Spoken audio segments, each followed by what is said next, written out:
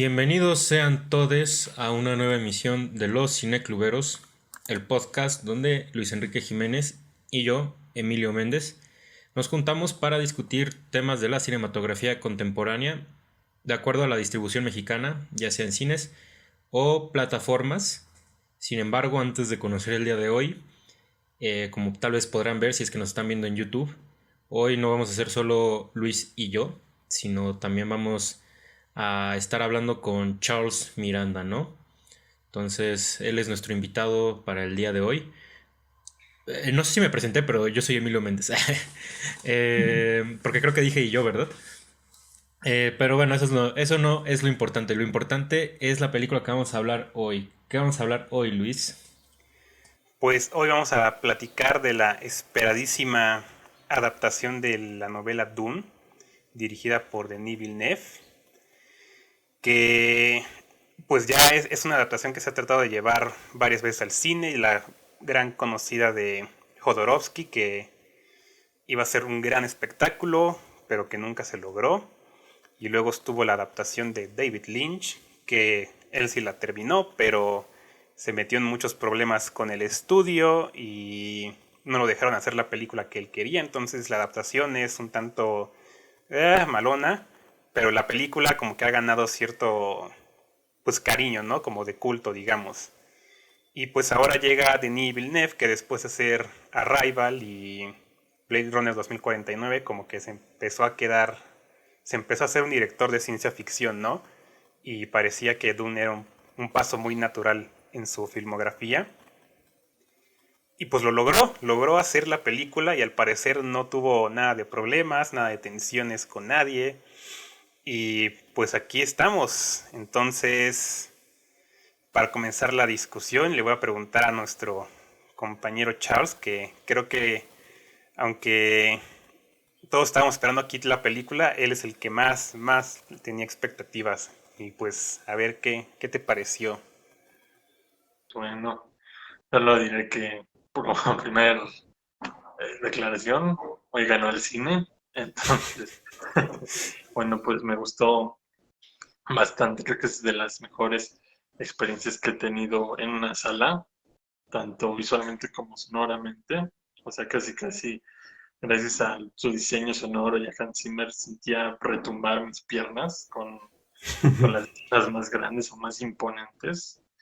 Y pues bueno, creo que es algo que se agradece. Es una especie de oasis, este blockbuster, dentro de los perdón, dentro de los blockbusters que muchas veces pues se hacen con una mayor inmediatez, ya que si estos blockbusters pertenecen a franquicias, pues tienen que cumplir con este calendario de estrenos. Entonces, es excelente que un blockbuster tenga pues señas de su autor, que también es algo que hace Christopher Nolan o Zack Snyder.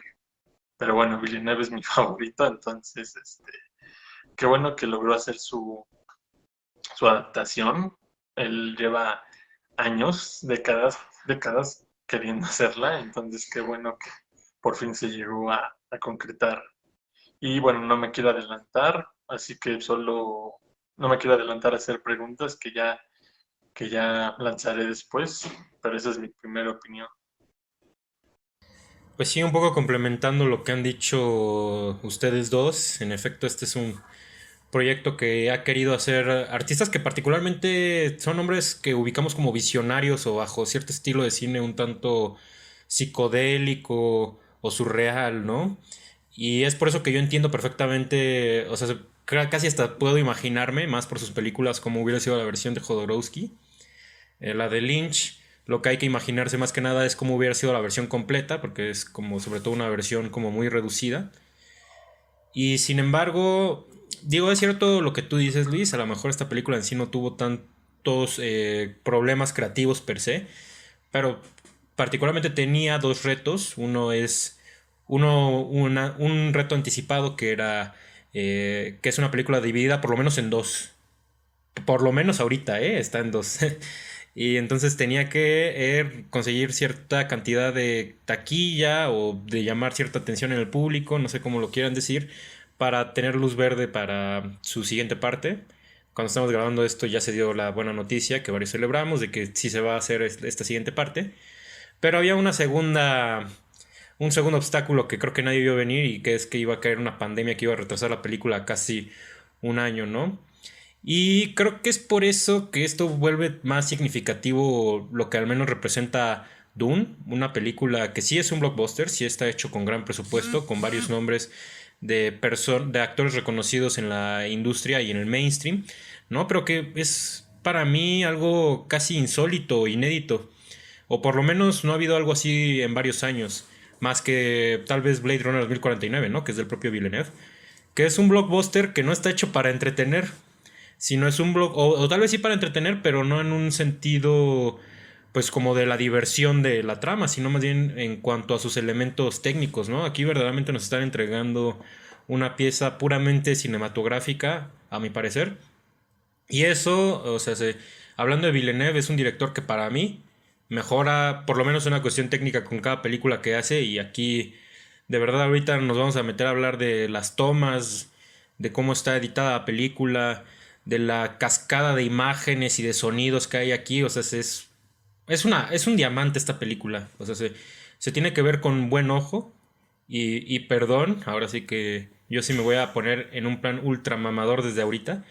Pero solo la van a poder apreciar, pues, o sea, las personas que puedan apreciar este tipo de arte, ¿no? Porque el cine es arte. O sea, sí, no lo estoy diciendo como un meme o como una broma. O sea, el cine es arte. Y no se había hecho, a mi parecer, en años, un blockbuster que pudieras decir, es que es arte, ¿no? Hay casos contados. Uno podría decir Mad Max Fury Road. Nuevamente yo ya dije Blade Runner 2049. Pero aquí, a mi parecer, ya Villeneuve se emparentó demasiado con Kubrick. Que muchos han llegado a decir que Villeneuve es el Kubrick de nuestro tiempo. Yo estoy de hecho bastante de acuerdo. Y esta película lo reafirmó bastante. Y solo voy a decir de eso, ¿no? Es una película que refleja las inquietudes de su autor. Efectivamente es una película que él quería hacer desde los 14 años. Y esa pasión por la fuente al menos yo creo que se ve en la realización. Al menos yo digo, puta, o sea, este es alguien que ama sus tomas. Esto es alguien que ama su universo. De verdad yo veo eso en Dune y a mí me parece... No sé si la mejor película del año, pero sí es una película que yo voy a recordar. Yo sé que es una película que tiene apenas una semana de estrenarse y ya muchos la tenemos como una película de culto. Y es una gran obra. O sea, más allá de cualquier opinión subjetiva, a mi parecer es una gran obra. Y ahora sí que... Después de esta cromada que le di a la película, te cedo la palabra, Luis.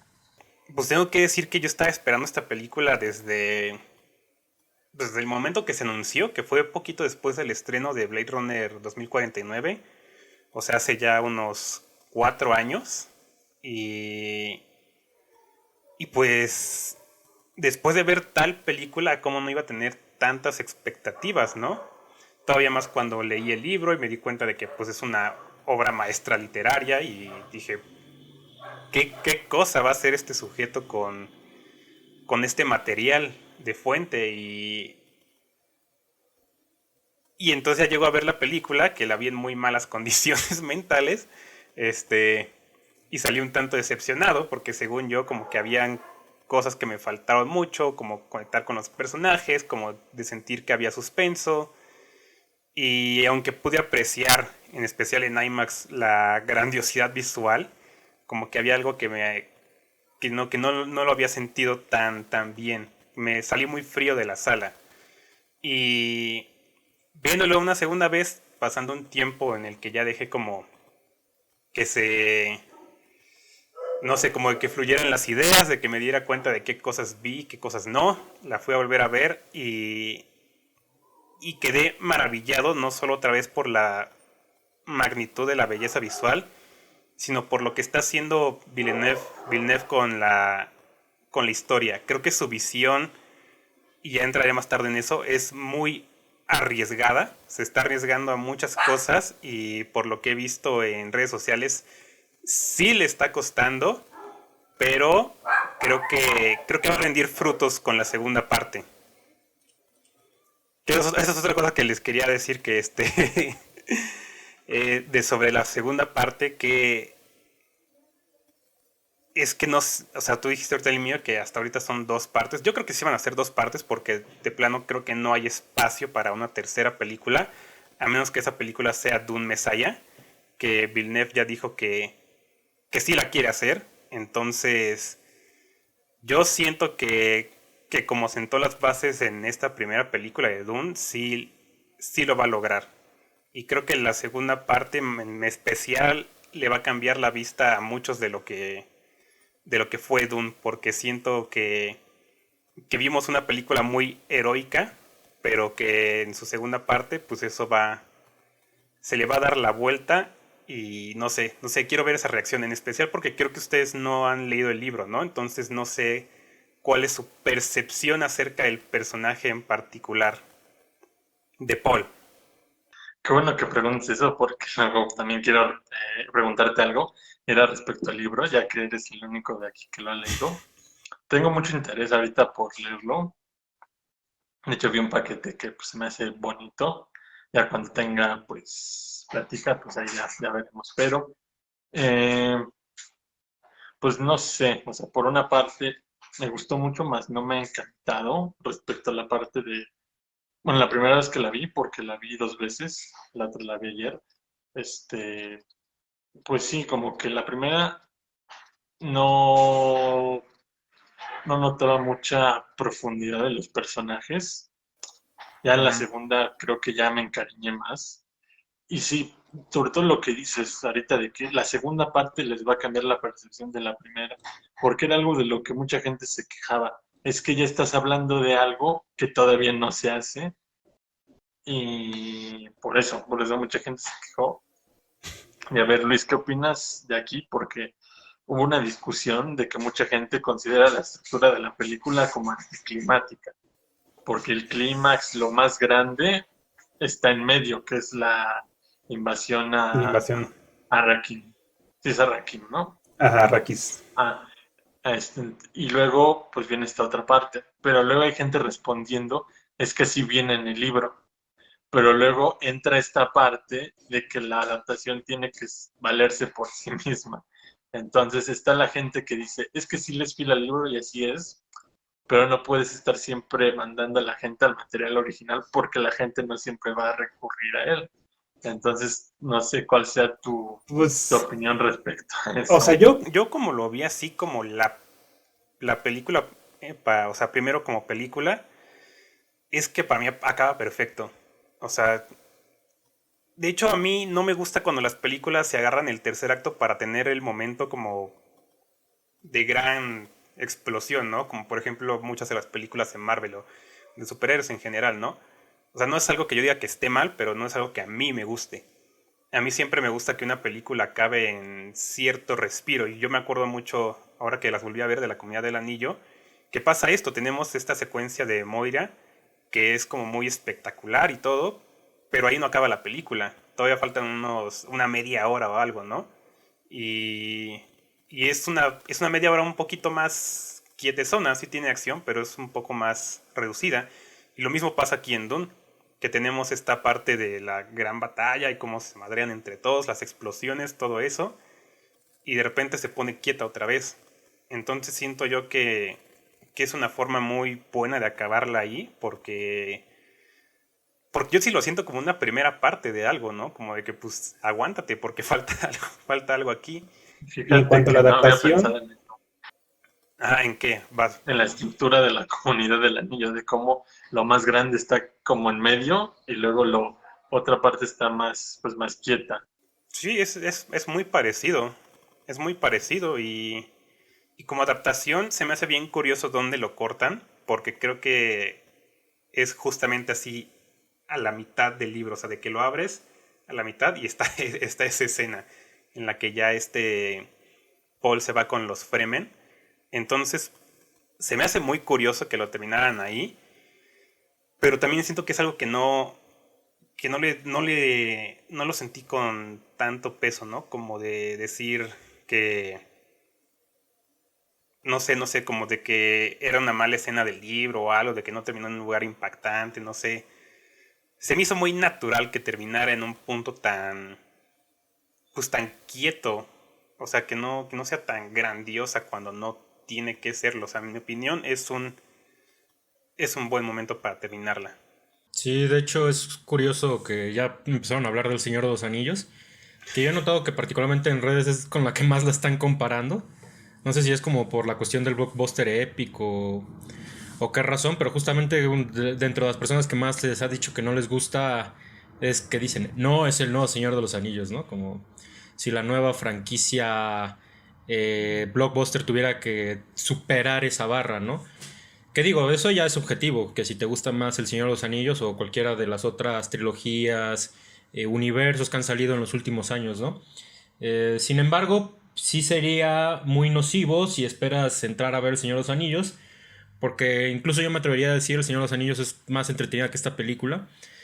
Sin embargo, sí me parece muy interesante. Yo tampoco había pensado en esta cuestión de la comunidad del anillo y de Moira y que después ocurre todavía una batalla un poquito menos... Bueno, aunque muere un personaje importante, ¿no? Pero bueno, para no meternos tanto con el Señor de los Anillos, no más decir que aquí me gustó mucho la decisión de en dónde acabaron la película. Yo creo que pensándolo, digo, yo todavía, como bien dijiste, no leo la novela, pero igual y pensando que tal vez alguien que quisiera partir este libro en tres, a lo mejor justamente hubiera terminado la película justamente con la invasión, con la traición a los Atreides, ¿no? Ujú. Y justamente a lo mejor alguien que hubiera querido hacerlo muy dramático y muy climático, justamente yo creo que hubiera terminado ahí la película. Me gusta mucho que la película llega hasta un poquito después, bueno, así hasta donde Paul y su madre Jessica se unen a los Fremen. Porque sí la sientes más como media película. Y eso es muy extraño con películas que están partidas en dos. Que casi siempre es el caso de novelas juveniles que son después adaptadas a películas. Y Ujú. sí siempre se plantea como que la primera parte tiene que acabar con un acto muy estrepitoso, ¿no? Ya sea Voldemort adquiriendo la varita con la que se vuelve más acá. O Thanos desapareciendo a los Avengers. Y cada quien tendrá sus ejemplos. Sin embargo, a mí me remite más a lo que hizo Lars von Trier con Infomanía. Que si tú ves de Infomanía, la primera parte tampoco tiene un clímax, ¿no? Entonces, justamente de las primeras críticas que yo vi de esta película es que era una película que carece de clímax. Lo cual yo creo que es cierto, pero a mí me gusta mucho porque, o sea, creo que esta película sí está muy diseñada para que sea más bien una película que por cuestiones comerciales se dividió en dos. Sí. Y con más razón yo creo que eso lo vuelve un blockbuster atípico. Pues sí habrá que ver qué pasa con la segunda película. Digo, yo pensando un poco en que a lo mejor alguien quiera ganarse a la gente o yo qué sé, a lo mejor le metan más acción o cosas más entretenidas o yo qué sé. Pero yo lo que quisiera ver es una película muy similar a la primera que sí, yo he visto que muchos están batallando con ella, pero pues más bien yo les diría allí, o sea, pues no es tu tipo de película. Digo, ya nomás rápidamente, Charles, para pasarte la palabra, nomás decir que yo he visto mucho este tipo de comentarios como de es que yo no tuve empatía por los personajes, es que a mí no se me hizo muy dramática, es que yo no sentí tensión y así, así, así. Pero eso es muy del cine Villeneuve, o sea, no sé si ustedes tengan como un apego muy emocional por esta Kate en Sicario, por ejemplo, o si el personaje de Amy Adams, luego que Algo empieza sí. la película, tú digas, me encanta este personaje, o sea, No. según yo no pasa eso en el cine Villeneuve. O sea, es casi casi como que poquito a poquito le vas agarrando cariño. Ahorita contesto tu pregunta de qué me pareció el personaje de Paul, pero ya me extendí mucho. Nada más decir eso, o sea, yo he visto mucho ese tipo de críticas y yo lo que le diría a ese tipo de gente, me pasa lo mismo que la gente que me dice, es que me aburrió Roma. No, pues es que ahí el problema ya no, para mí, ahí el problema ya no es la película. El problema es que pues a ti no te gustan las películas lentas, lo cual se vale, yo no digo que tú estés mal, pero a ti no te gustan las películas lentas. Y si tú me dices lo mismo, bueno, pues esta película no te está proponiendo un clímax. La película no te está diciendo, es que tú quieres este personaje. Que sí hay películas así, ¿eh? Hay películas con las que tú no formas empatía con el personaje y que sí quieren que tú tengas empatía por el personaje. Aquí, a mi parecer, ese no es el caso. Entonces, a mí me funciona muy bien Doom, pero insisto, ahorita, después de Charles o después de T. Luis, ya hablaré de qué me parece el personaje de Paul. Yo luego he visto que una saga que sí recurre mucho al cliffhanger es, bueno, fue los Juegos del Hambre. Porque siempre te dicen, no, pues el presidente no va a regresar al final de la primera. El distrito 12 se incendia al final de la segunda. Pita está loco al final de la tercera. Y a la cuarta, pues no hay cliffhanger, pues porque ya se acabó. Sí, o sea, sí tenía presente de cierta manera la comparación con la Comunidad del Anillo, no en su estructura, como ahorita Luis me hizo acordarme de ella, pero sí por hablando de este nuevo blockbuster o de la nueva saga grande, sobre todo porque, no sé, o sea, creo que se nota la imponencia de los sets, sobre todo porque son sets prácticos, o sea, yo me quedé maravillado con el tamaño. Igual ahí compartí una foto de detrás de cámaras en la página del cine, porque digo, y lo dijo el cinefotógrafo Greg Fraser, que dijeron, no, es que construimos los sets casi casi límite con límite del estudio. O sea, lo construimos los más grandes posibles.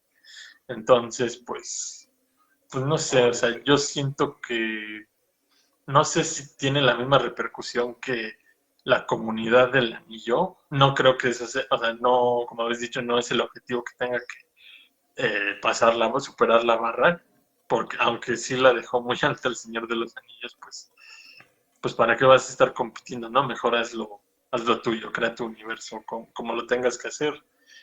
Sí, no me quise ir por tanto por la comparación con el Comunidad del Anillo. Creo que lo mejor sería no comparar a Dune con nada.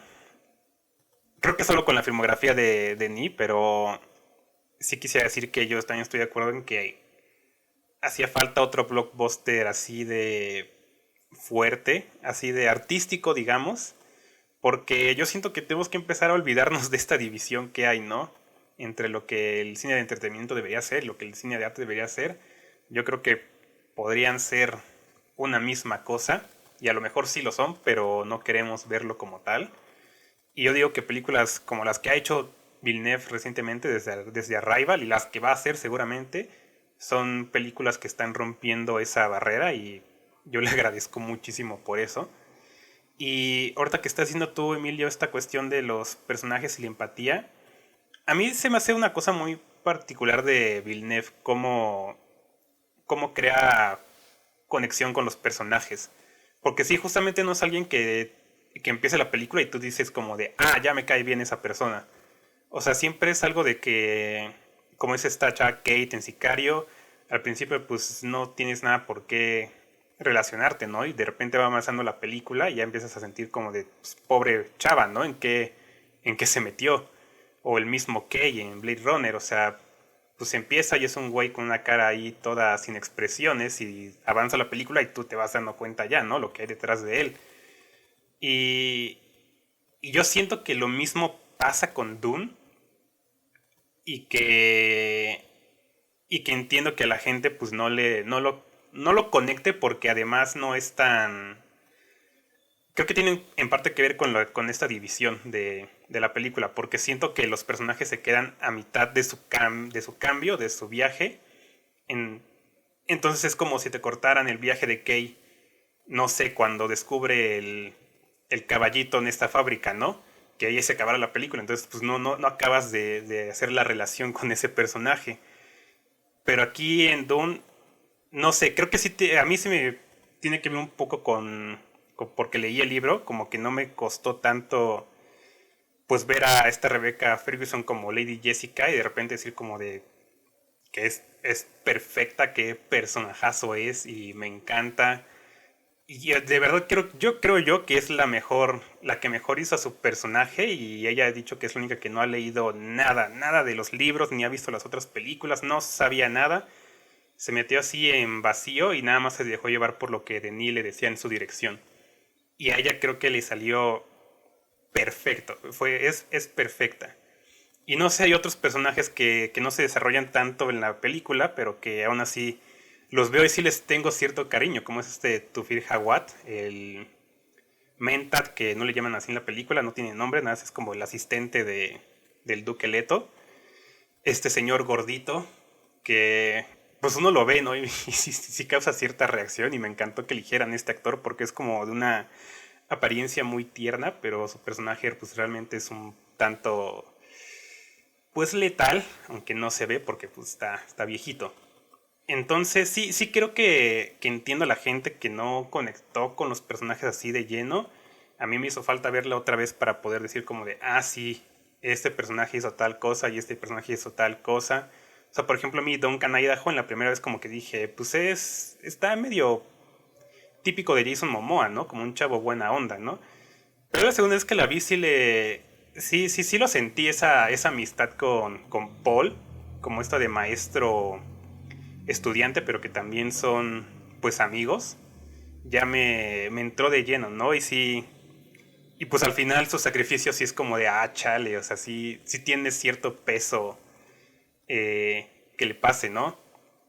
Y más cuando presté atención bien ya a las visiones de Paul y como te spoilean en ese momento muy claramente, pero que no te dejas llevar. Y sí quisiera hablar más adelante de las visiones porque siento que hicieron cosas muy interesantes en cuestión de esto, porque siento que nunca en una película se habían manejado de esa manera. Y no sé, o sea, Dune, ahorita esta nueva adaptación se encuentra, a diferencia del Señor de los Anillos o de la trilogía original de Star Wars, en una época de hiperconsumo de contenido, ¿sabes? Y yo creo que gracias a que el Señor de los Anillos vivió en esa época antes de, bueno, creo que ya había internet, pero no de la manera en la que lo conocemos ahora, pues creo que deja una ventana más grande para que entre en el imaginario colectivo. Entonces, y sí, precisamente también porque, bueno, Alejandro Calvo describió Dune como un acto de valentía, pues porque ahora muchas veces se aceleran los procesos de producción para que, como había mencionado, las películas cumplan con su calendario de estrenos. Entonces, pues sí, yo creo que a lo mejor el Señor de los Anillos sí tuvo ese chance, como de, pues hasta incluso pues les dejaron hacer sus versiones extendidas. A lo mejor ya en DVD, pero les dejó hacer sus versiones extendidas, cosa que se rumorea, ¿no? Que hay un corte de 5 horas de Dune. Entonces, no sé qué tan, no sé qué tan, o sea, tan cierto es eso, pero pues sí, o sea, creo que al final este ritmo que va agarrando no solo las producciones, sino también el público, de estar siempre viendo eso y poniendo su atención en más lugares, pues sí, o sea, realmente hace que logra que, pues, qué tanta posteridad tienen realmente las cosas, qué tanta posteridad tienen las películas en un mundo donde estás concentrado en quién sabe cuántos servicios de streaming o cuántos estrenos o cuántas fuentes pues, de información. No, ahorita que estoy diciendo esto como de que fue... ya no sé, se me fue la palabra de cómo lo dijiste, pero lo entendí como un riesgo. Yo creo que es algo como muy atrevido hacer la película de Dune en estos tiempos. Y es algo que yo he estado pensando mucho, o sea, por demasiadas razones. Y creo que la principal es porque, pues, Dune, el libro, o sea, no, ni siquiera, digamos, inspiró. O sea, George Lucas se robó buena parte de la trama para hacer Star Wars. Este, por ejemplo, alguien que sí se inspiró, pero no es tan así directo, pues George R. R. Martin, que hizo Game of Thrones. Y en general, toda la ciencia ficción que salió desde los 70s en adelante está muy marcada por Dune. Y entonces hacer una película de Dune después de que ya vimos todo esto también en cine, pues sí se me hace arriesgado porque obviamente ya hay comentarios como de, pero es que esto ya lo vi en Star Wars, pero es que esto ya lo vi en no sé qué, esto ya lo vi en no sé qué, y es como de, sí, güey, pero es que Dune lo inventó. Por ejemplo, ahorita he visto ya hasta comentarios de que las Bene Gesserit que son Jedis, ¿no? Yo digo como, no, los Jedi son Bene Gesserit, es al revés. Entonces sí se me hace un movimiento muy, muy, muy arriesgado que exista la película, ¿no? Como tal, porque muchas cosas ya las vimos muchas veces y la gente ya está acostumbrada a pues este viaje del héroe y que Villeneuve todavía ha dicho como de, pues me vale, ¿no? La voy a hacer. Que creo que eso es algo que admiro del sujeto también, porque creo que es alguien que tiende mucho a hacer eso como de, pues me vale, yo voy a hacer esto. Y, y ya la logró. Pero sí, creo que es un momento muy arriesgado, no solo de él, también del estudio, o sea, Warner Bros., que, que curiosamente es un estudio que estamos conociendo por ser alguien que se avienta a hacer cosas arriesgadas y a la mera hora decir, ¿sabes qué? Ya no quiero, ya no me gustó, entonces ya, bye. Yo sí diría que todo lo que ha pasado con Zack Snyder le dio existencia a Dune. Porque sí están tratando de recobrar confianza en sus cineastas, en sus creativos. Y en especial ahora que hicieron todo esto de los estrenos en streaming el mismo día. Que Villeneuve ya estaba así de que ya me voy. Y que Christopher Nolan, por ejemplo, sí se fue. Entonces yo creo que darle esta segunda parte ya ni siquiera fue cuestión de la... Pues del dinero, ¿no? O sea, como que el dinero ya fue de... Vale, recaude lo que recaude, tiene que haber secuela porque ya causó atención. Y otra cosa muy arriesgada que hicieron para mí fue pues retrasarlo un año. Que en mi opinión le hizo más bien, le hizo bien. Porque siento que para la fecha que iba a salir la gente no está tan interesada. Y de repente cuando escucharon que se retrasaba un año, ya fue como de, ¿por qué van a retrasar esta película un año? O sea, ¿qué tiene esta película que le van a retrasar un año? Y no fue hasta ahí, hasta que se hizo la conmoción, ¿no? De Dune. Creo que sí es una película que sale de muchos puntos muy, muy arriesgados. Y voy a ir llegando a otros porque creo que en cuanto a su contenido también es muy arriesgada. Y no sé, y hace falta mucho eso también en el cine de estudio, ¿no? Que se tomen riesgos de este nivel. Pues sí, ahora sí que, o sea, ahorita esta situación de Warner es muy interesante porque hay que tomar en cuenta que es un estudio que se fusionó con HBO Max y ciertamente ahorita están en una lucha con las otras plataformas de streaming que ya están más asentadas, como por lanzar este contenido inédito que particularmente este año a mi parecer les ha salido bastante bien. O sea, por ejemplo, este corte de Liga de la Justicia recibió muy buenos comentarios, pese a que tal vez, digo, no sé cómo se mediría ahí la recaudación con esa película per se, pero en sí, o sea, digamos que la recepción de los fans fue muy buena, ¿no? Y creo que es lo mismo que está pasando con Dune. No podría saber yo bien como si esto es un taquillazo per se. Sin embargo, sí podría saber que, y esto me parece muy atinado, Luis, sí es una experiencia más significativa que se estrena ahorita que si se hubiera estrenado. Bueno, si se hubiera estrenado en 2020 con todo lo que pasó, hubiera sido un desastre seguramente. O sea, Tenet venía a ser un desastre. Y, o sea, la gente todavía pues, no quería regresar al cine. Fue hasta el 2021 que se estrenó Godzilla contra Kong, igual de Warner y HBO Max, fíjense. Que de repente la gente ya como que regresó a ver blockbusters. Y creo que esa ausencia de blockbusters en el cine es lo que hace más bella la experiencia de Dune. Porque o sea, no importa qué es lo que cada quien vea como espectador. O sea, uno entra a ver Dune en el formato más grande que pueda y es como, es esto insólito. Ya sea con o sin pandemia, es esto insólito, ¿no? Pero después de una pandemia se vuelve más significativo y es muy interesante esta cuestión como de la cartera que tenía Warner de directores. Porque básicamente en cuanto al territorio del blockbuster tienen a los directores más indulgentes. O tenían, porque era Christopher Nolan, era Zack Snyder y Denis Villeneuve.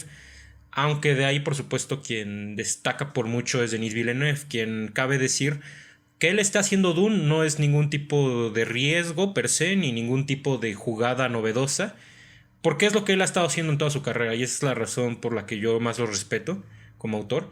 O sea, él siempre ha sido esta persona que quiere hacer este cine como de género, de gran presupuesto, de gran escala, pero nunca yéndose a lo divertido, ¿no? O sea, Arrival, que es una película sobre extraterrestres, ¿no? De una invasión alienígena, es una película que hasta se presentó en festivales, ¿no? Y personalmente yo hasta les diría, para mí Dune y 2049 tendrían que ser también películas de festivales, que Dune más o menos lo fue, tuvo su exhibición en Venecia, pero fue su exhibición más como blockbuster, no fue como competencia ni como película de autor per se. Pero de todos modos, o sea, insisto, y yo sí voy a ser muy insistente con este punto. Es ahí donde nuevamente yo lo comparo con Kubrick. O sea, Kubrick en su momento tampoco fue considerado un director de festival, tampoco era considerado del todo un director de prestigio, y sin embargo hoy en día es como es el director más importante de su época y del cine de comercial. O sea, para mí incluso más que Spielberg. Que ojo aquí, Denis Villeneuve también es digamos, aprendiz de Spielberg. Él era el director que casi que más admiraba. Y a mi parecer ahorita ya lo rebasó. No por desestimar a Spielberg, porque Spielberg tiene unas grandes películas. Pero sí, o sea, ahorita lo que están haciendo ambos es mucho más interesante, mucho más cerebral. Lo que está haciendo Villeneuve, ¿no? Ahora, en cuanto a esta cuestión de los personajes y el acercamiento que tenemos a ellos, personalmente a mí esto me recuerda mucho al terreno de del poema épico. O sea, si uno lee la Ilíada o por ejemplo la Biblia, en realidad no es tanto como que los autores de aquel entonces se metieran en los personajes internos de los personajes, como de, no, y es que ahorita Matusalem se siente así, ¿no? O sea, o ahorita Aquiles está pasando, ¿no? O sea, todo era visto como desde el exterior, desde una vista más objetiva, donde lo más importante es el argumento, ¿cómo decirlo? La situación en general. Ahora sí que la situación en general es más importante que el personaje. Y eso yo lo veo al menos en esta versión cinematográfica de Dune. Que es por eso que para mí no me parece tan importante esta cuestión como de qué tanto tengas la cercanía con los personajes. Aunque sin embargo, sí me ayudó un poco volverla a ver. Yo también ya la he visto 2 veces. Y ni siquiera como que para decir que me gusta más. Pero sí un poco porque Villeneuve, él hace como maquinarias muy intrincadas dentro de sus películas.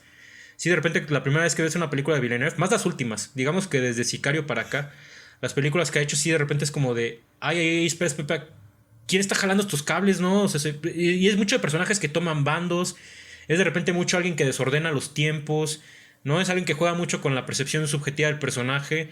Creo que tú ya dijiste que ibas a hablar ahorita de las visiones de Paul, pero yo de una vez lo menciono.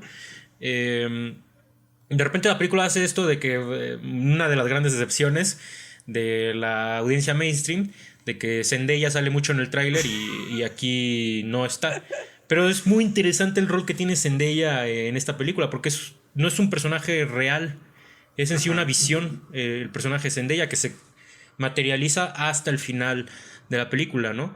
Pero esta estructura de visión que tiene la película, como de repente viendo la perspectiva de Paul y su educación mágica que tuvo, o sea, eso es muy Villeneuve, o sea, eso a lo mejor uno podría decir, es que eso es una estructura poética, sí, sí lo es, pero o sea, es esta percepción fragmentada que tienen los otros personajes de Villeneuve. El personaje de K, que no sabe si sus recuerdos son reales o implantados. El personaje de Arrival, que uno hasta que llega hasta el final de la película sabe que está viendo la película en círculo. O sea, ese tipo de cosas es lo que alimenta mucho una segunda revisión en una película de Villeneuve y que tú dices, ok, ya sé con qué estoy jugando, ya sé para dónde voy. Y algo que ahorita hablando ya más del aspecto emocional, una escena que a mí sí se me hizo como ya muy conmovedora y tal vez sea para mí la escena que emocionalmente más me mueve dentro de la película, es este encuentro que tiene Paul con su padre, el Duque Leto, que es o sea, la primera vez que la vi yo la vi medio como una escena de transición, pero ya que te detienes en ella es una escena muy significativa, porque es como ese encuentro que tienen el padre e hijo pues, momentos antes de la tragedia, ¿no? Y bueno, no momentos antes de, pero o sea, ya después van a llegar a Arrakis y pues los van a engañar y todo eso, ¿no? Pero todo esto que le dice de que, ¿sabes qué? Un gobernante no espera gobernar, sino que lo llaman y así que esto ya es como un vestigio sobre el elegido, aquel personaje que está destinado a algo que hay quien dice que es ya es una figura anticuada para las narrativas de hoy en día y lo es, pero porque es una figura milenaria dentro de nuestras tradiciones narrativas. Pero sin embargo, para mí es una figura que bien hecha, es una figura que sigue emocionando a la audiencia. Porque en realidad, o sea, si la audiencia, pese a que hoy en día se han crecido las narrativas y se han complejizado, de hecho, Villeneuve nuevamente es un gran ejemplo de esto, también seguimos teniendo apego y afección hacia las cosas sencillas, como lo que es un héroe, como lo que es salvar a alguien, como es un arco donde alguien cambió, donde una trama de sacrificio, ese tipo de cosas que son básicas y que hemos visto cientos, miles de veces. O sea, eso en realidad sigue siendo emocionante para las audiencias modernas, porque tiene que ver mucho con nuestra condición humana, como lo que aspiramos ser, esa persona mejor que quisiéramos volvernos en algún futuro. O sea, ese tipo de personajes responden a eso y eso es algo que nunca ha cambiado en la humanidad. Entonces es por eso que yo le doy una lectura todavía más trascendental a Dune. O sea, sí es una película que a lo mejor en su superficie podrá parecer que no está desarrollando personajes, que de repente es como muy fría, etcétera, etcétera, etcétera. Pero pues en realidad yo la ligo mucho con estos textos milenarios, que en realidad es eso. O sea, a lo mejor no tiene un arco de personaje aparente, pero es un personaje que se convierte en algo más. ¿No? Es por eso que a mí se me hizo muy significativo el personaje de Paul. Y ya nomás para rematar mi comentario, creo que la parte más emocionante de Dune per se no es la historia, que quien me conozca bien sabrá que yo soy muy partidario de que el cine no es contar historias. Yo creo que lo más apelativo de Dune no es la trama, es en sí la experiencia audiovisual. Que esto va a sonar como muy elitista, como de, ay, entonces quien no vea la fotografía no le va a gustar. No, no, no, para nada. El gran cine te transmite esa grandiosidad simplemente a través de los sentidos, hacia tus sentimientos primarios, ¿no? Y a veces es tan fácil como el hecho de que se abre la puerta de una nave y el personaje de Josh Brolin dice algo tan grandioso como de respiremos los aires del tiempo, que no sé qué, o un tractor que es consumido por un gusano en la arena y este personaje de la enfermera diciendo y ahora todo se consume como no, o sea, ese tipo de momentos que podrían parecer muy indulgentes, que lo son, pero es una indulgencia atrevida para los estándares de hoy en día. Es lo que para mí vuelve verdaderamente emocionante esta película. O sea, no nos está hablando en un lenguaje realista, nos está hablando en un lenguaje completamente poético, que yo sí ligo con nuestra tradición literaria milenaria. Híjole, todo eso que dices, mencionas, se me parece bastante justo. Y sí tienes mucha razón. Pero no sé, no, creo que para hacer mi comentario, creo que estaría mejor que Charles dijera su idea del personaje de Paul para que yo pueda también explayarme con esto de lo que pienso sobre la visión de Dune.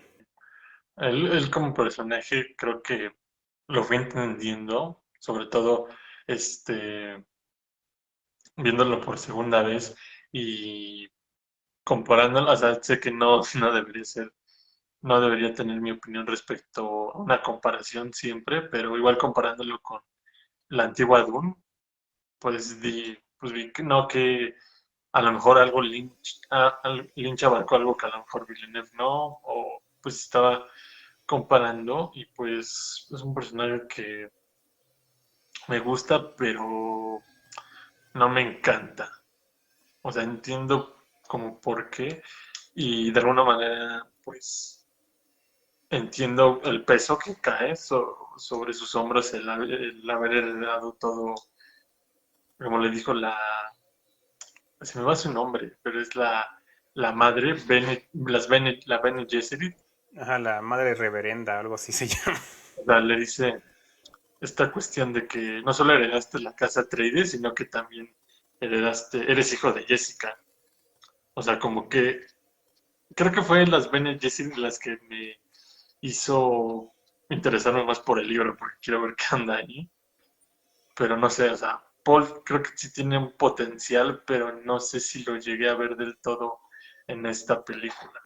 Ok, ok, es que justo con lo que está diciendo ahorita Emilio, se me hace que exactamente es lo que quería lograr este Villeneuve y que lo hizo, pero que se me hace muy, muy, muy, muy arriesgado, porque pues está esta cuestión de Dune que se inspira mucho en culturas del Medio Oriente y africanas para hacer a los Fremen, ¿no?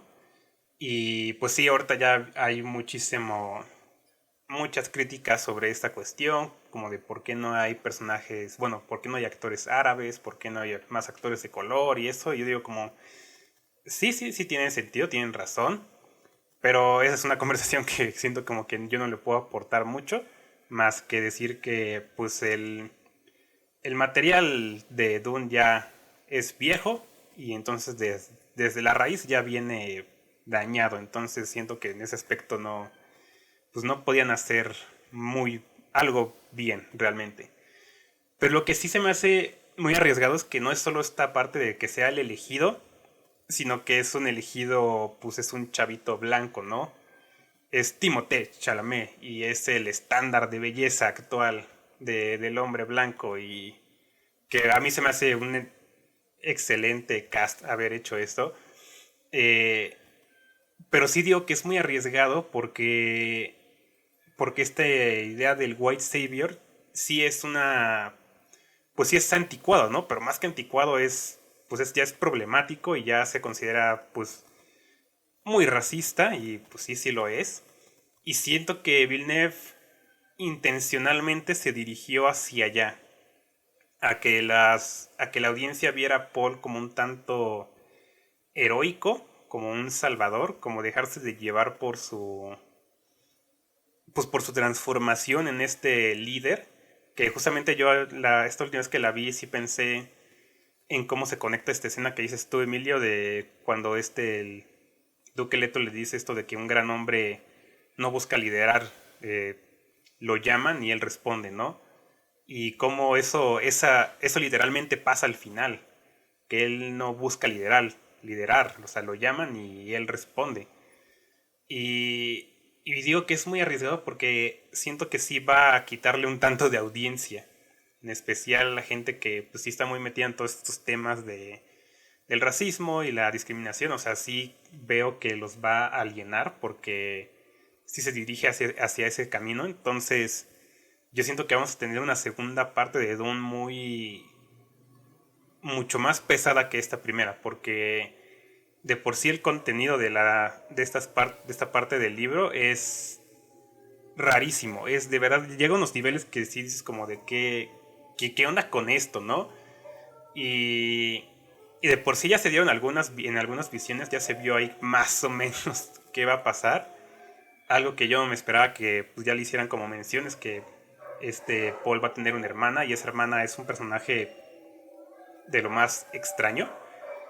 Entonces a mí sí se me hace de admirar que Villeneuve se haya dejado llevar por este camino pues tan peligroso. De verdad yo creo que es peligroso y que le está alienando a mucha audiencia y que él dijo, pues va, si así es la historia, así es la historia y ya después le va a dar la vuelta, pero por ahora así se va a quedar. Pues bueno, no sé, ahorita utilizaste una palabra que el material venía dañado. No sé si dañado, pero pues ahora es menos vigente. Y pues venía con otro, pues si entendemos el contexto, pues venía con otras ideas. Y pues no sé, o sea, de alguna manera sí vi como la queja, no tan grande, o sea, la queja no escaló a niveles tan grandes como se lo hizo In the Heights sobre el racismo, pero sí vi lo de Salvador Blanco.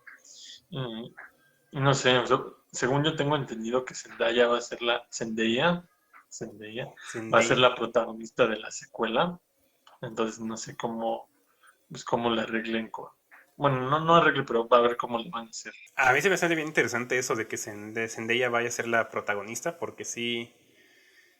O sea, yo sé que hay mucha gente decepcionada porque fue a ver la película, porque la cara de Zendaya está bien gigante en el póster, pero yo sí llegué a pensar, o sea, ¿cuánto va a salir Zendaya si ella no sale bueno, su personaje no sale hasta la mitad, literal, no sale hasta la mitad.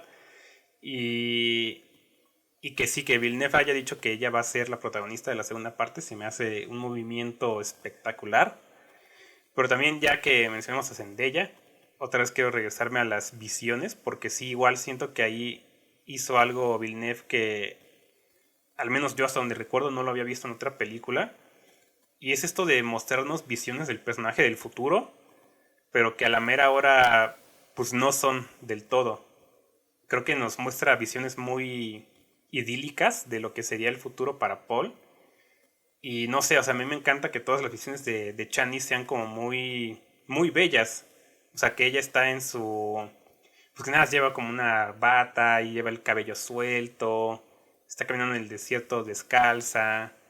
Y todo con tomas muy... Pues sí, muy bonitas. Pero en cuanto aparece, pues es una niña Fremen más, ¿no? Está ahí con su steel suit y está como que tiene una actitud muy tosca y en sus visiones es como muy amigable y lo trae de la mano a Paul y a la mera hora pues resulta que no. Pero una que me parecía todavía más interesante es esta de la visión que empieza diciendo como sigue al amigo y se le aparece este sujeto Yamis que según sus visiones es como una especie de mentor, ¿no? Y, y cuando aparece es como de, ah, mira, ahí está ese sujeto. Y luego le salta lo del duelo, ¿no? Y si es como de, ah, caray, o sea, ¿qué pasó aquí, no? O sea, a mí me llama mucho la atención qué cosa lo que está haciendo con estas visiones, y es aquí que yo sí siento que Villeneuve sí estaba como dejando ciertas partes para que se diera a entender que pues Paul no es un personaje heroico, porque justamente antes del duelo esta voz que él escucha en sus visiones se lo dice, ¿no? Como que para que el quizá Haderach crezca, Paul Atreides se tiene que morir, y tiene esta visión de que él pierde el duelo.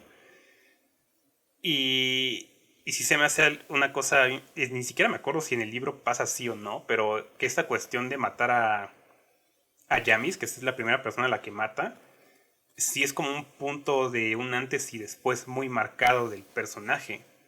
Porque de repente ya deja de tratar de escapar, ¿no? Y dice, ay no, ya me voy a quedar aquí con los Fremen. Que sus intenciones pues no son muy buenas, pero hacen parecer que sí él va a hacer algo bueno por ellos. Entonces sí, creo que esto de las visiones me pareció muy interesante porque siento que vienen como de una fuerza mística que lo está intentando como atraer hacia algo bueno, pero una vez que llegas a ese punto resulta que no es así. Y, y también lo veo como algo como un poco, no sé si es tan arriesgado, pero se me hace narrativamente muy inteligente que sea tan engañosa en ese sentido. Porque sí siento que ahí es cuando se muestra más que el heroísmo de Paul pues es un tanto falso. Pues está muy interesante todo lo que ya están antecediendo de la segunda parte. Digo, particularmente por varias cosas que han dicho. A mí ya se me antoja demasiado ya verla. Sobre todo más esa parte de que va a ser como más... Digo, no lo dijiste así, Luis, pero no se me ocurre otra palabra, que va a ser más loca. Sí, digo, no, pues a mí esta ya se me hizo loca. Entonces, si la siguiente va a ser más loca, híjole, pues ya estoy apuntadísimo. Y si va a cambiar de protagonista, apuntadísimo. Pero sobre todo, esta cuestión, por ejemplo, que mencionas de lo falaz que son sus visiones, a mí me gusta mucho porque aparte de que pues para quien no conozca la historia es una finta, como de, mira, la historia se va a ir para acá, pero no se fue para allá. También creo que habla mucho de lo... ¿cómo decirlo?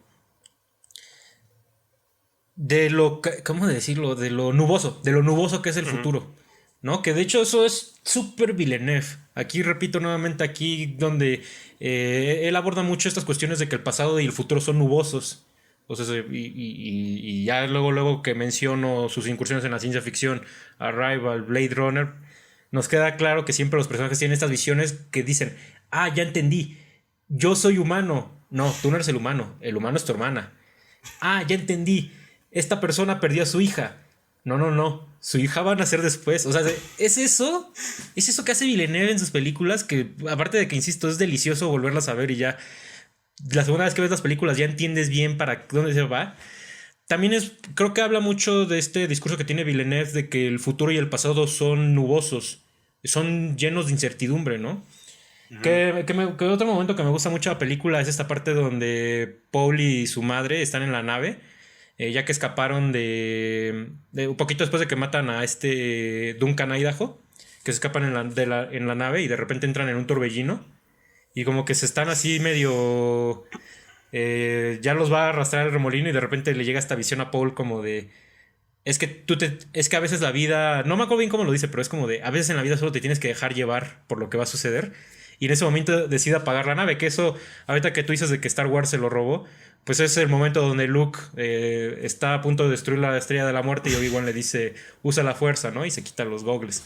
Pero aquí es este momento donde una voz le dice, déjate llevar por la vida y apaga los motores y eso es lo mejor que puede hacer, ¿no? Que sí, en ese sentido, pues obviamente ya ahí se nota el contenido filosófico que posiblemente ya viene desde la fuente de Frank Herbert, ¿no?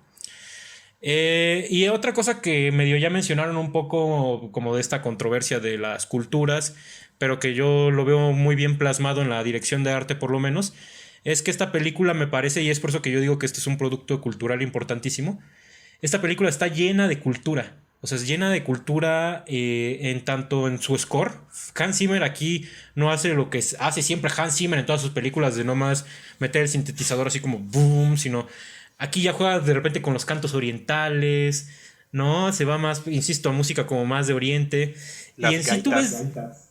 Exactamente, hay gaitas, pero es que todo eso, esas cosas que uno podría decir no conviven, o sea, son culturas distintas, todo eso yo lo vi en todo Dune, tanto en su música como en su dirección de arte, que déjenme decirles, esta película yo creo que va a envejecer muy bien, no solo por el hecho de que es una película muy práctica, sino porque en general, si se dan cuenta, es muy consistente con los acabados que tiene siempre las películas de Villeneuve, que son estas películas que sí de repente tienen futurismo, pero tienen acabados muy orgánicos o personajes muy orgánicos.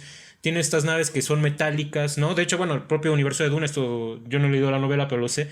Es un universo donde el humano se peleó con la inteligencia artificial y por eso ya no hay, ¿no? Entonces, o sea, todo eso lleva a un universo muy interesante y aquí ya lo mencionaron. En una sola película tenemos el choque entre la cultura occidental y oriental, ¿no? Tenemos el choque del futuro con el pasado. En cuanto a fotografía, tenemos imágenes muy frías y muy cálidas. Tenemos imágenes muy oscuras y muy luminosas, ¿no? Y es que es esa cascada audiovisual la que yo digo, puta, es que no solo es un espectáculo, no solo es un agasajo para el espectador. O sea, esto es una película que neta uno podría agarrar y decir, ay, ¿de dónde sale todo esto de los turbantes, no? ¿De dónde sale todo esto de las estatuas, no? Estos acabados, o sea, ¿qué onda con la arquitectura? O sea, todo eso hace a Dune una película de verdad muy, muy fascinante. También como dato curioso, Hans Zimmer y su equipo inventaron instrumentos para grabar el score, porque hicieron, inventaron instrumentos de aire y demás pues para hacerlo. Y hasta donde tengo entendido, el sistema político que tienen aquí es parecido al feudalismo. Es el Pues haz de cuenta, feudalismo. o sea, regresan a Así una es. política feudal estando 8.000 años en el En el futuro. futuro. Pues sí, es Sí, que es está por bien. eso, que ese es el encuentro del futuro y del pasado. Es un lugar donde siguen existiendo casas, siguen habiendo reinos, pero ya vuelan en naves.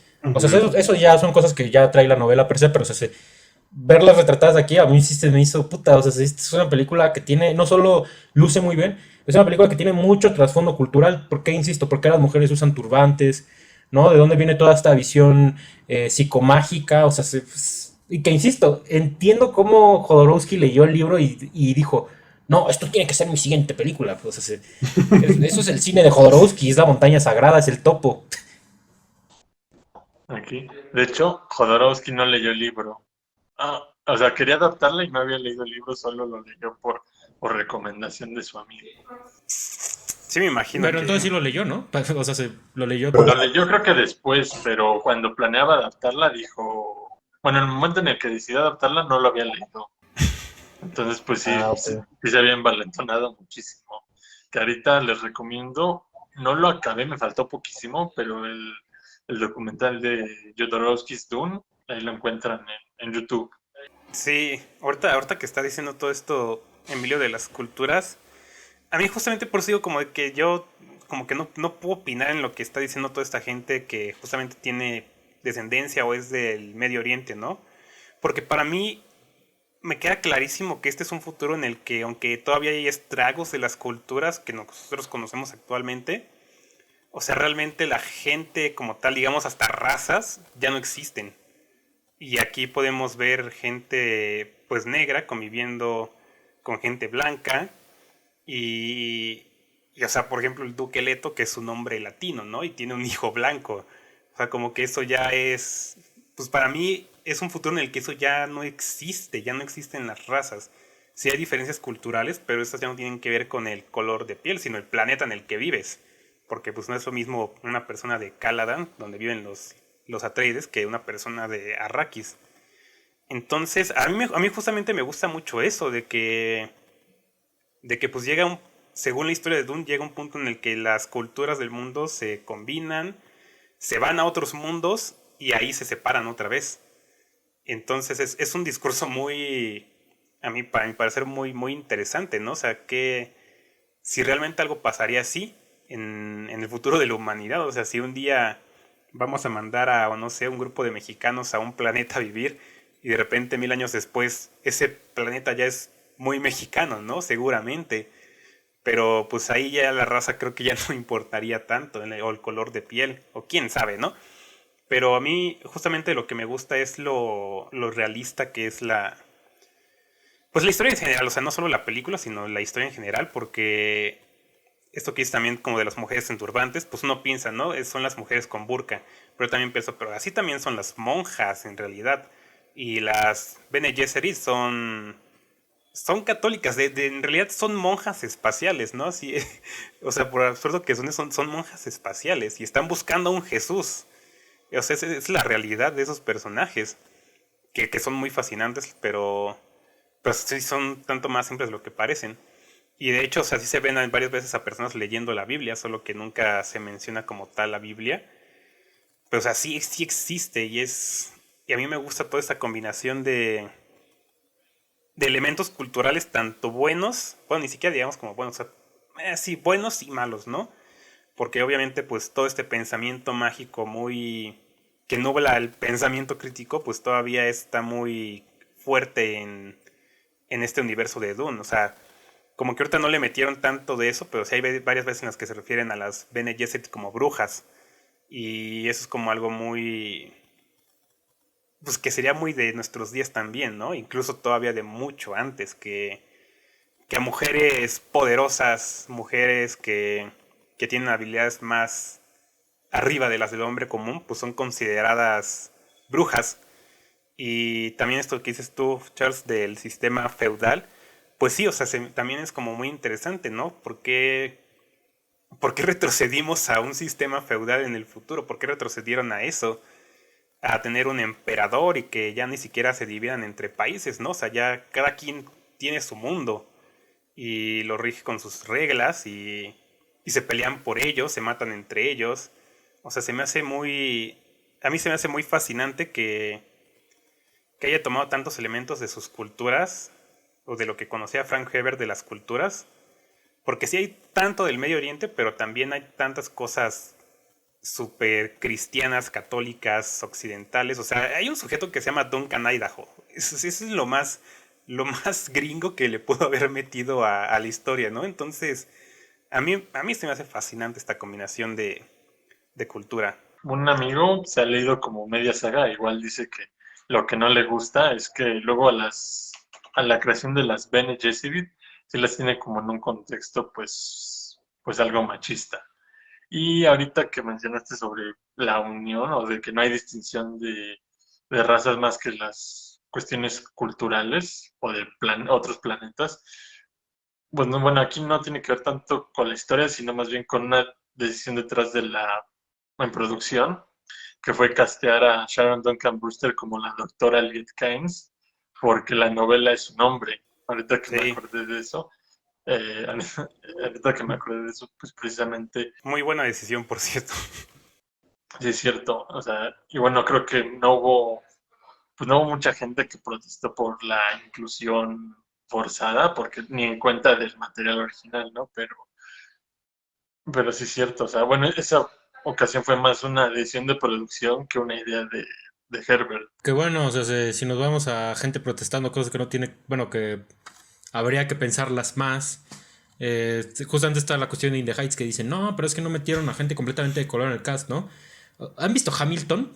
O sea, George Washington lo interpreta a alguien negro, ¿no? O sea, en los universos de Lin-Manuel Miranda de verdad da lo mismo un tanto. Digo, naturalmente Hamilton es una obra de teatro y In the Heights es distinta en la obra de teatro y en su versión cinematográfica, pero bueno, en la versión cinematográfica también es Lin-Manuel Miranda quien interpreta al protagonista y Lin-Manuel Miranda es blanco, ¿no? Entonces caeríamos creo que en la misma controversia, ¿no? Pero es ahí donde digo, o sea, sí, en el cine hay una tradición muy nociva de que no se le dio oportunidad a gentes de distintas razas y de distintos sectores marginados.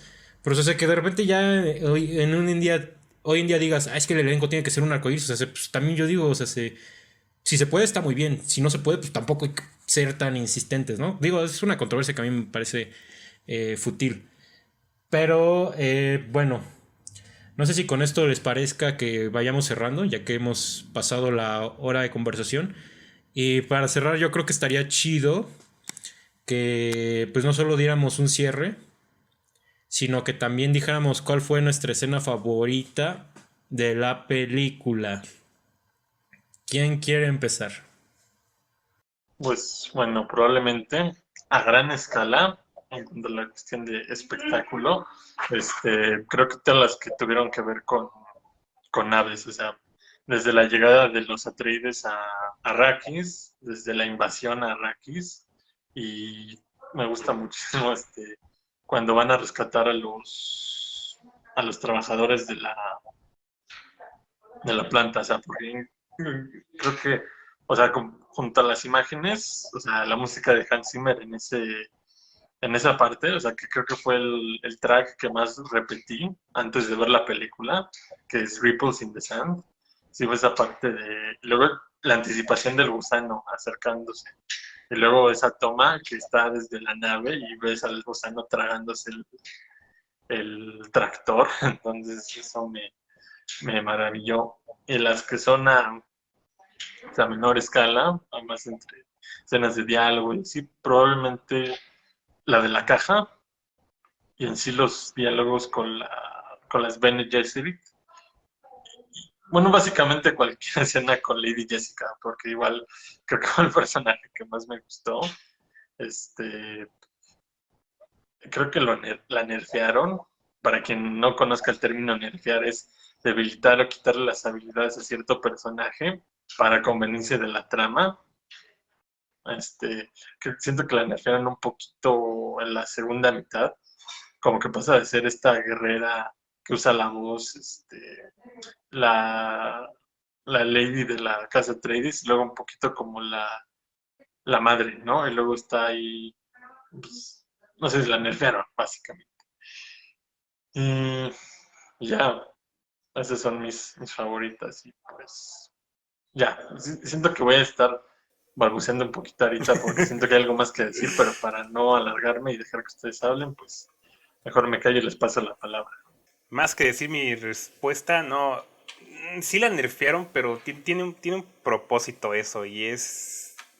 Creo que se va. Creo que es algo que me faltó mencionar. Y creo que justamente es mi escena favorita. Y es la penúltima toma, creo. Que es cuando ya se están yendo con los Fremen. Y Chani le muestra a este Tim, iba a decir. A este Paul, cómo está un Fremen cabalgando a un gusano, y le enseña luego él a su mamá, ¿no? Y además así como a Jessica sonríe, algo así, muy feliz, ¿no? Y avanza Paul, y esta Jessica así como muy leve su sonrisa, de repente pone la cara muy seria. Y eso para mí fue tan contundente, tan pesado, que, o sea, de verdad es del momento que más me acuerdo, porque creo que ahí sí es de los momentos que más muestran lo que verdaderamente siente esta mujer, que pues sí, como dices, está como que un poquito más debilitada hacia la mitad, pero es porque pues, le tiene miedo a su hijo, por todo lo que le ha enseñado y por lo que es y por lo que puede hacer. O sea, le tiene miedo. Y aquí al final, pues ella no está así que digas feliz de que se vayan con los Fremen. Y por eso me gusta muchísimo esa toma, porque frente a él como que le muestra apoyo, pero en su interior es otra cosa. Se siente diferente. Para mí eso es así el mejor momento de la película. Es demasiado sutil, de casi que si no lo ves te lo pierdes. Y creo que sí. Ya en cuanto a algo así de espectacularidad y eso, no sé, creo que hay tantas cosas que me encantan pero creo que me quedo justamente con el gusano comiéndose a este tractor de la especia, porque sí es una toma, no sé, no tiene madre eso, que ver desde esa perspectiva y el movimiento es brutal. Que ya ahorita que te pusiste a hablar de este último gesto de Lady Jessica y de la última toma, que también de hecho es de mis favoritas, o sea, esto de los Fremen caminando en línea, en cámara lenta, con la puesta del sol y así, a mí se me hace como súper padre. Ahorita siempre que yo me pongo a caminar de repente en la calle hasta como que escucho la cancioncita. También porque me parece un muy buen final, un muy buen puente para la siguiente película. En ese sentido también todas las escenas en cámara lenta son, puta, me encantan en esta película. Ya sea cuando ¿cómo se llaman? Las Yesedet, bueno, estas brujas, bueno, estas salen de la nave y está lloviendo súper dramático. Todas las visiones de Zendaya, esta donde ella tiene una túnica blanca y está de espaldas, o sea, en IMAX eso se ve espectacular, todo eso me encantó. Pero creo que sí, la escena que más me emociona es cuando traicionan a los Atreides y los invaden, los Harkonnen. O sea, eso es igual impresionante. Y las tomas que usa ahí cuando explota algo y la cámara está detrás de unas palmeras, todo eso me encantó. Y me gustó mucho esta parte que tú dices del gesto que hace Lady Jessica, porque digo, esto yo lo voy a hablar desde mi subjetividad. Yo lo había interpretado como que es esto de la madre que como que ve cómo va a crecer su hijo, ¿no? Como que dice, híjole, aquí ya lo perdí, se me va a ir con la Chani, ¿no? O sea, yo algo así lo vi. Pero digo, puede ser que mi percepción esté equivocada. Pero por eso me gustó mucho, porque sí, o sea, la película termina como con esta suerte de coming of age del tipo que ya entró a una nueva tribu, ya va a haber un gran cambio en su vida. Es este hombre que ya está tomando las riendas de su vida después de que toda su familia fue asesinada, bueno, todo su reinado fue asesinado. Y es como de, y ahora aquí viene él a alzarse, ¿no? Y es su madre viéndolo como de, ya perdí a mi hijo. Pero bueno, quién sabe. A lo mejor ya es una cuestión más de interpretación. Pero a mí también Es por eso válido. me gusta mucho esa última escena. Sí, creo que ya es todo lo que iba a decir. Y pues ya nada, o sea, Pues sí. ya como cierre, de verdad a mí me parece una película súper inspiradora, muy poética, culturalmente muy rica. Y pues de las películas que más pienso ver en cine, por lo menos en un tiempo. Y que sí, yo voy a estar regresando a ella cada tanto porque de verdad que me fascino. Pues yo creo que igual es una película que siento que le voy a ir agarrando más cariño mientras más veces la vea y que tengo planeado verla mínimo otras 2 veces. Si el dinero me deja, pues podría hasta más. Este, pero que sí siento que vale la pena verse muchas veces porque creo que cada vez vas a encontrar más cosas. Y estoy muy emocionado por la segunda parte porque de verdad creo que tiene chance de ser todavía más impresionante con todo lo que sucede en esa parte del libro. Y no sé, creo que con eso me quedo. Para mí esta conversación tendría que haber tenido una segunda parte, pero haciéndole honor a la película, porque creo que podríamos hablar años de todo esto, pero supongo que nos iremos viendo en 2 años cuando se estrene la segunda parte. Aquí estaremos también. Bueno, pues por mi parte, esta película me empujó, bueno, me va a empujar a leer los libros, porque creo que hay algo muy, bueno, por lo que veo, por lo que comenta Luis, hay material muy rico en esa parte. Entonces, pues bueno, yo estoy muy satisfecho de que pues bueno, sea un blockbuster hecho con posteridad, para la posteridad, a diferencia de otros que luego me quejo mucho, pero bueno, muy- sí, creo que fue una gran experiencia haberla presenciado en la sala más grande. Espero que pueda volver a hacerlo para verla por tercera vez. Y bueno, nada más que agregar hasta dentro de 2 años. Ya veremos. Pues va. Entonces creo que aquí llegamos al final de esta discusión de Dune, de Denis Villeneuve. Y pues nada más queda agradecerte a ti, Charles, por habernos acompañado. Ya hacía falta que estuvieras en este espacio. Y también decir que tú vas a comenzar con tu canal de YouTube a hacer videoensayos, críticas de películas, no me equivoco, hasta de videojuegos, creo que tienes planeado, no me acuerdo. Unos muy selectos. Y pues búsquenlo, Sala 94 también, para que se sigan haciendo colaboraciones aquí. Y pues ya no queda nada más que decir. Nos vemos, nos escuchamos hasta la próxima.